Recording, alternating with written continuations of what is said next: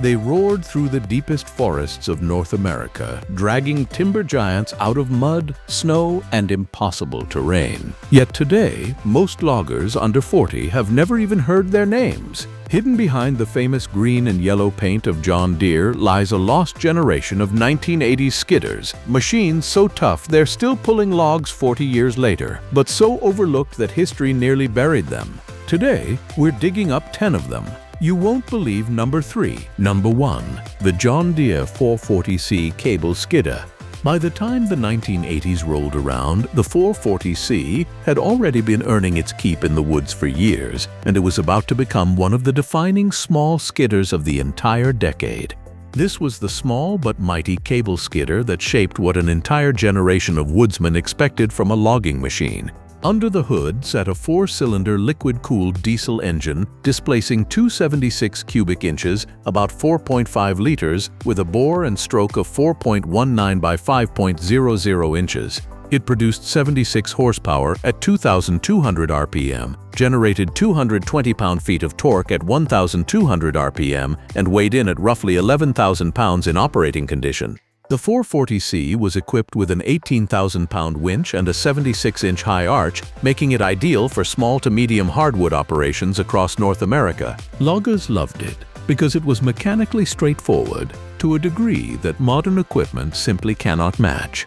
There was no computer to fail, no emission system to baby, no electronic throttle to glitch out in the cold. You changed the oil, kept the filters clean, greased the joints religiously, and the 440C just kept pulling. Its 25-gallon fuel tank meant a full day's work between fills, and its serial number plate, located on the right-hand side of the transmission housing, made parts ordering relatively painless. Thousands of 440Cs continued working straight through the 80s, hauling firewood, pulpwood, and saw logs from the Northeast hardwoods to the Pacific Northwest softwood country. Today, finding a clean 440C is harder than ever, and that's precisely why this humble little machine deserves to be remembered first on our list. Number 2. The 440C grapple variants. Here's where things get genuinely interesting and where most people stop paying attention. John Deere didn't just build the 440C as a cable skidder. They also offered it in a dedicated grapple configuration that has been almost entirely forgotten today. The 440C grapple skidder was rated at 70 SAE net horsepower, used the same articulated frame with full power steering, and rode on the legendary oscillating front axle that gave John Deere skidders their famously stable footing on uneven ground. It came standard with a 6-speed synchro-range transmission, a setup that loggers either loved or grumbled about, depending on whether they preferred shifting on the fly or wanted a true power shift. This machine filled a very particular niche in the 1980s logging economy. Operations that didn't want to mess around with chokers, hookers, and chains, but also didn't need a full-size 540 or 640 to move their wood. For thinning jobs, small clear cuts, woodlot management, and selective harvests in valuable hardwood stands, the 440C grapple was nearly perfect. It was nimble, it was light on the ground, and it could squeeze between standing trees that bigger machines simply couldn't navigate without causing residual damage. According to the original John Deere spec sheet, the side view dimensions were calculated with 18.4 by 26 tires and the grapple in the open position. Today, original factory 440C grapple skidders are getting genuinely rare. Many were converted to cable winch setups when grapples wore out.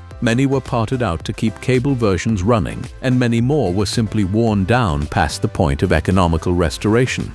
If you ever come across one still wearing factory paint with its original grapple intact, you're looking at a real piece of forestry history that almost nobody remembers ever existed. Number 3. The John Deere 540B. If there was ever a quintessential 1980s John Deere skidder, the 540B is the one. Built from the late 1970s and sold heavily throughout the 80s, the 540B became the machine that nearly everybody in the logging world either owned, ran, or had a neighbor who owned one. It was a true workhorse, a cable skidder with a single-arch design, a rugged hydraulic system, a 4.5-liter John Deere diesel under the hood, and a reputation for being almost impossible to actually kill. Listings from auction archives show 540Bs from 1978 through the mid-80s still trading hands today, often with multiple rebuilds under their belts. Loggers loved the 540B because the drivetrain was almost absurdly simple by modern standards. Brake bands could be adjusted with basic hand tools and a tape measure. Hydraulic leaks could be fixed in the woods using basic seal kits. Even a complete out-of-frame engine rebuild was something a competent small-town shop could handle without sending anything back to the dealer.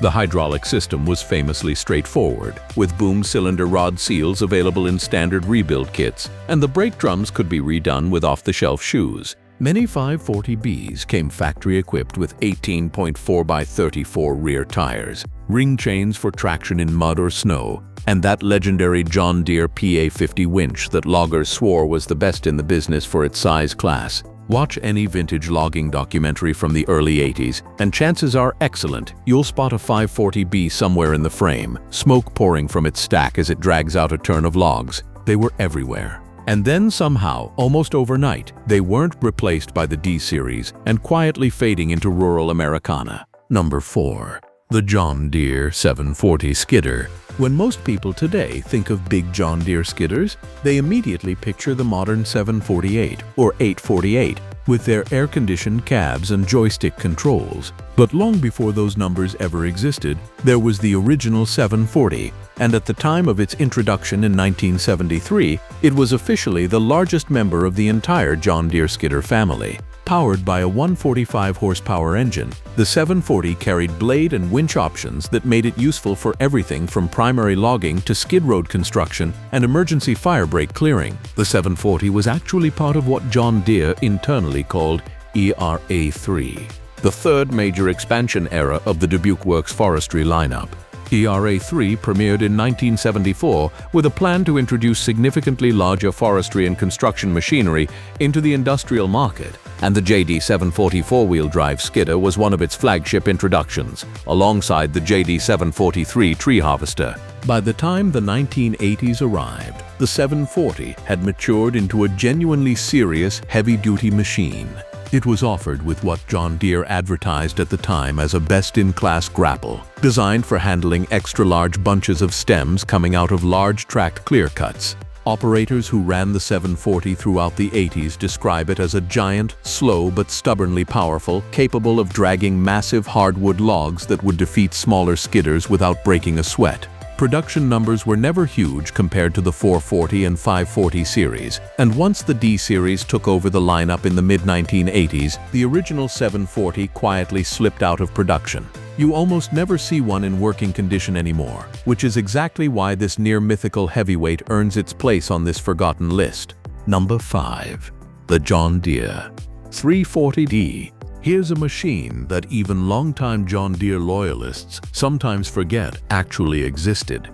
The 340D was the smallest skidder in John Deere's D-Series lineup, designed specifically for selective harvesting, firewood operations, small acreage timber stand improvement, and tight quarters logging where bigger machines simply couldn't physically fit through standing timber. The 340D ran a 4-cylinder, 276 cubic inch diesel, the same basic engine architecture used in its 440 cousins, but in the turbocharged D-spec, it produced approximately 76 horsepower at the flywheel, with about 70 net horsepower making it to the rear wheels. Operating weight came in around 13,495 pounds, give or take, depending on configuration, and the 340D sat on smaller diameter tires than the 440 series.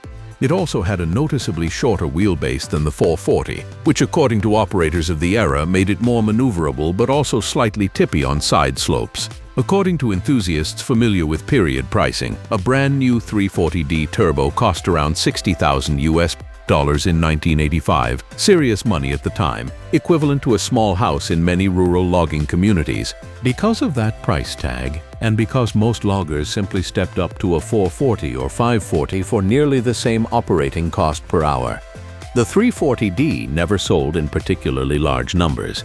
The 340D was also part of the same January 1988 technical manual revision that covered the 440D and 448D, indicating it remained in production well into the late 1980s. Today, finding one for sale anywhere in North America is genuinely difficult. Most have been worn down, parted out, or are sitting forgotten in the back of some old logger's woodlot. But if you can find one, the 340D remains one of the most versatile small skidders John Deere ever built. Number 6. The John Deere 440D. The 440D was John Deere's full update to the legendary 440 platform, and it represented a real engineering leap forward when it appeared in the mid-1980s. The technical manual covering the 340D, 440D, and 448D, known internally as TM1437, was published in January 1988, which marks the period when this generation was in full production. According to the manual itself, this publication was a complete revision of the earlier TM1274 manual that had covered the previous generation, meaning the engineering team had reworked significant portions of the machine. The 440D took everything loggers loved about the older 440 series and refined it without breaking the simplicity that made the platform legendary. Period operators often described the 440D as the version with the noticeably smoother transmission and improved hydraulic flow compared to the 440C, while keeping the simple repairable layout that had made the 440 platform famous. Some sources indicate that the 440D was the version that introduced automatic transmission options to the line, although direct drive and power shift remained available depending on configuration. The 440D was a cable skidder by default, but could be configured for a wide variety of operations, including high arch logging, single arch operations, and grapple conversions later in its life. It bridged the gap between the old-school 440 series with its almost agricultural simplicity and what would eventually become the more refined E-series in the early 1990s. Today, original 440Ds are getting rarer every year, and many have been heavily modified, rebuilt with non-original components, or fitted with aftermarket cabs. Finding an unmolested factory-correct 440D is genuinely becoming a treasure hunt for vintage forestry equipment enthusiasts. Number 7. The John Deere 448D grapple skidder. If the 440D was the cable version, the 448D was its grapple-equipped twin. And it's one of the most overlooked machines in John Deere's entire forestry history. Built in the same time frame and covered by the same January 1988 TM1437 technical manual that documented the 340D and 440D, the 448D took the proven 440 series chassis and dropped a dedicated grapple arch and hydraulic grapple system onto the back end. According to the official manual table of contents, the 448D included a complete Section 38 dedicated entirely to grapple components, covering the grapple mechanism itself, the controls linkage, the structural frames, and the dedicated hydraulic system that powered it all. The 448D was specifically designed for crews that wanted the speed and efficiency of a grapple operation without stepping up to the considerably larger and more expensive 548 or 648 machines. It was light enough to move easily between job sites on a standard equipment trailer, simple enough to maintain in a backwoods shop without specialized tooling, and powerful enough to handle most thinning and selective cut operations in mixed hardwood country. The 448D unfortunately existed in an awkward middle ground that hurt its sales numbers. It was too big for the small operators who would have preferred a 340D class machine, and too small for the contracting crews moving up to a 548D class machine. As a result, production volumes were modest, and the survivors today are increasingly scarce in the used equipment market. The 448D is one of those skidders that you'd spot in old logging photographs and never quite be able to identify until now you know exactly what you're looking at. A genuine forgotten piece of D-Series history. Number 8. The John Deere 540D. When the D-Series officially rolled out in 1983, John Deere wasn't just refreshing their lineup. They were comprehensively rethinking what a modern skidder should look like, feel like, and operate like. The 540D was a major step forward from the beloved but increasingly dated 540B that had ruled the previous decade. According to verified spec databases, the standard operating dimensions on the 540D ran approximately 18 feet 8 inches in length, 9 feet 6 inches in width, and 9 feet 5 inches in height, with an operating weight of approximately 16,472 pounds in standard configuration. That made it considerably more compact than the bigger 640D, but significantly more capable than the 440 class machines below it. The 540D kept the cable skidder DNA that thousands of loggers had come to absolutely trust, while adding meaningful refinements throughout the machine. Hydraulic flow was improved, the operator station was redesigned for better visibility and comfort, and the winch design was upgraded for higher reliability under continuous heavy pulling. It also retained the legendary John Deere PowerShift transmission option, which gave operators smooth on-the-fly directional changes without the clutch wear that had plagued earlier synchro-range machines. The 540D became one of the most popular choices for mid-sized logging operations all the way through the late 80s and into the early 1990s. By the time the G-Series replaced it later in the decade, the 540D had quietly built a deserved reputation as one of the most reliable cable skidders Deere ever produced. And yet, ask the average modern logger about the 540D today, and you'll often get a completely blank stare. The flashier G and L generations stole all the attention, leaving this dependable workhorse largely forgotten outside of the older operators who actually ran one in its prime. Number 9. The John Deere 548D Grapple Skidder. The grapple companion to the 540D was the 548D, and this is a skidder that many veteran loggers still talk about today, with genuine, almost emotional affection. Built throughout the mid to late 1980s, the 548D used the same chassis architecture as its cable-equipped sibling, but came factory-fitted with a single-function grapple, a dedicated grapple arch, and the John Deere PowerShift transmission that gave it smooth, on-the-fly directional changes essential for grapple operations. Verified auction records show 548D units selling new as early as 1985, with serial numbers in the DH540DC range continuing through the late 80s before the model was eventually replaced by the 548G. In the early 1990s, loggers who actually ran the 548D in its prime years consistently praised its balance. It was heavy enough to plant itself firmly when winching difficult loads, but light enough to maneuver through wet or soft ground without sinking to the axles. Its turbocharged John Deere 4.5-liter diesel made it strong without being a fuel hog, and the available enclosed cab option made it one of the more genuinely comfortable skidders of its era, a serious consideration for crews working through harsh winters or scorching summers. Verified used equipment listings consistently show 548D survivors today, with anywhere from 3,000 to 17,000 hours on the meter, often with engines that have been rebuilt at least once and sometimes twice. Many examples come equipped with 28 L/26 tires, double diamond chains for traction, single arch winch configurations, and enclosed cabs with heat. That kind of multi-decade longevity is something you genuinely don't get from modern emissions-laden equipment, and it's a major reason the 548D deserves to be remembered as one of the great mid-class skidders. Number 10. The John Deere 640D and 648D was saving the biggest for last, because no list of forgotten 1980s John Deere skidders would be complete without the heavyweight champions of the D-Series. When John Deere officially launched the D-Series in 1983, the headline machine was the 640D.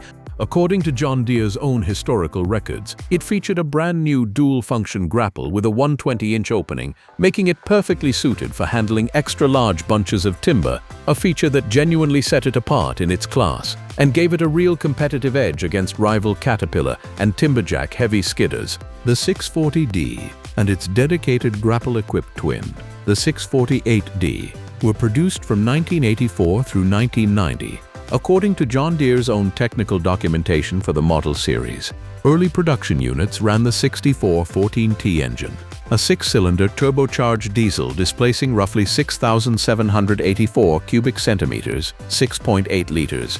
Later production switched to the 6068 series, the 6.8-liter PowerTech family of engines that became legendary across John Deere's entire industrial lineup and continues in updated form to this day. Verified spec sheets show operating weight running around 20,180 pounds for standard configurations, with overall length of approximately 20 feet 9 inches, width of 11 feet, and height of 9 feet 8 inches. The 640D and 648D were the machines that hauled the truly big timber across North America. Douglas fir and western hemlock on the west coast, mature oak and maple in the Appalachians, and massive softwood out of the boreal forests of eastern Canada. They were the undisputed heavyweight champions of John Deere's 1980s lineup, and yet today they're often forgotten in favor of the flashier 748 and 848 models that came later in the 1990s. Don't let that happen. The 640D and 648D were the machines that proved John Deere could go toe-to-toe with anybody in heavy commercial timber, and they deserve their place at the top of this list. If you enjoyed this deep dive into forgotten John Deere machinery, hit that like button, subscribe to the channel, and ring the notification bell. We've got more lost equipment history coming from forgotten Caterpillar dozers to vanished timberjack fella bunches to the rarest Tiger Cat prototypes ever built. Until next time, keep those skidders running, keep those chains tight, and never forget the green and yellow legends that built the modern North American logging industry.